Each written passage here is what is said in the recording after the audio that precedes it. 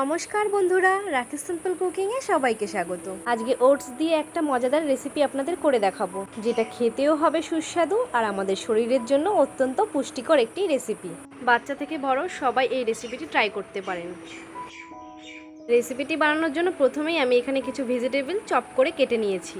সবজির মধ্যে আমি এখানে নিয়েছি গাজর, ক্যাপসিকাম, টমেটো, পেঁয়াজ আর কাঁচা লঙ্কা। আর এখানে নিয়ে নিয়েছি 1 বাটি ওটস। এবার কড়াই গরম বসিয়ে তাতে দিয়ে দেব 2 টেবিল চামচ পরিমাণ সাদা তেল। তেলটা ভালোভাবে গরম হয়ে আসলে ফোড়নে দিয়ে দেব 1/4 টিস্পুন সাদা জিরে। এবার একে একে কেটে রাখা সবজিগুলো দিয়ে হালকা করে ভেজে নেব। প্রথমেই দিয়ে দিলাম গাজর কুচি, তারপরে দিয়ে দিচ্ছি ক্যাপসিকাম কুচি আর পেঁয়াজ কুচি। এবার সবজিগুলো হালকা করে একটু ভেজে নেব। আমি এখানে যে পরিমাণে ওটসটা বানাচ্ছি 2 থেকে 3 জন মানুষ খেতে পারবে। সবজিগুলো ভাজা হয়ে গেছে, এবার দিয়ে দেব কেটে রাখা টমেটো। টমেটো থেকে কিছুটা জল বেরোবে, তার জন্য 5 মিনিট সময় নিয়ে ভালোভাবে নেড়েচেড়ে নেব। এবার দিয়ে দেব স্বাদ মতো নুন, আর দিয়ে দেব 1/4 টিস্পুন হলুদ গুঁড়ো, 1/4 টিস্পুন লঙ্কা গুঁড়ো, 1/4 টিস্পুন জিরে গুঁড়ো আর 1/4 টিস্পুন ধনে গুঁড়ো, কুচনো কাঁচা লঙ্কা। এবার সমস্ত উপকরণগুলো ভালোভাবে একটু নেড়েচেড়ে নেব।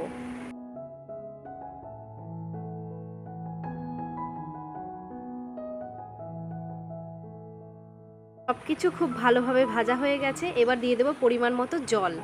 আমি এখানে ছোট কাচের বাটি 6 বাটি জল ব্যবহার করেছি। এবার মিডিয়াম ফ্লেমে 5 থেকে 7 মিনিটের জন্য ঢাকা চাপা দিয়ে রাখবো। ঝোলটা খুব ভালোভাবে ফুটে গেছে আর সবজিগুলোও প্রায় সেদ্ধ হয়ে গেছে। এখন যে ওটসটা আমরা রেডি করে রেখেছিলাম সেই ওটসটা এর মধ্যে দিয়ে দেব।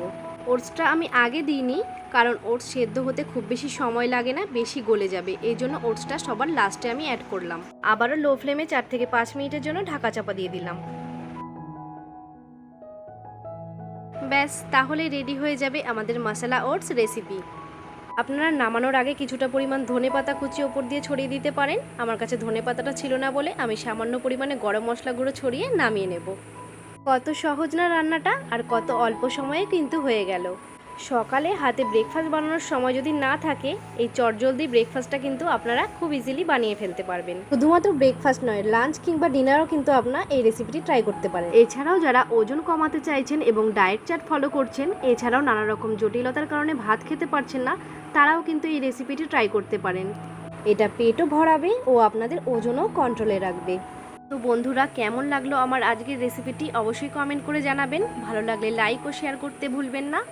যারা আমার চ্যানেলটি এখনও সাবস্ক্রাইব করেনি তারা অবশ্যই সাবস্ক্রাইব করে বেল নোটিফিকেশানটি অলে সেট করে নেবেন।